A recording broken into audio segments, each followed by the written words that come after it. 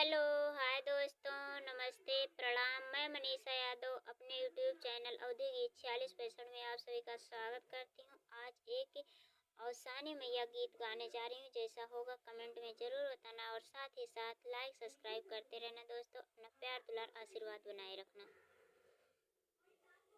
हमरा बाझिनी के नाउआ छोड़ावा अवसान मैया खड़ी खड़ी।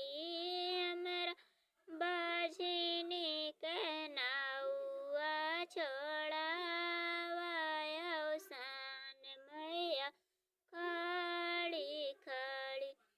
सबका तो दीव मैया बिटिया से बिटिया, जिनसे करजा से करजा होई जाई अवसान मैया खड़ी खड़ी।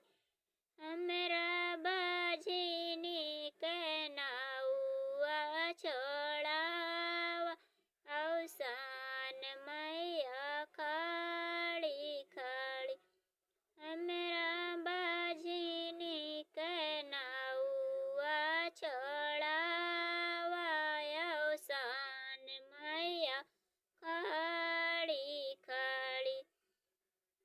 सबका तो दीव मैया बेटेवा से बेटेवा, सबका तो दीव मैया बेटेवा से बेटेवा। जैसे बंस से बंस चल जाई अवसान मैया खड़ी खड़ी। हमरा बाझिनी के नाउआ छोड़ावा अवसान मैया खड़ी खड़ी। सबका तो दीव मैया गैया से भैंसिया, सबका तो दीव मैया गैया से भैंसी। जेकरे घियाना कह दियाना जलाई अवसान मैया खड़ी खड़ी। जेकरे घियाना कह दियाना जलाई अवसान मैया खड़ी खड़ी।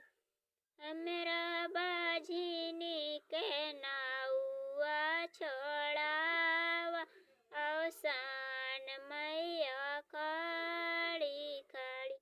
जैसा होगा कमेंट में ज़रूर बताना दोस्तों और साथ ही साथ लाइक सब्सक्राइब करते रहना। अपना प्यार दुलार आशीर्वाद बनाए रखना।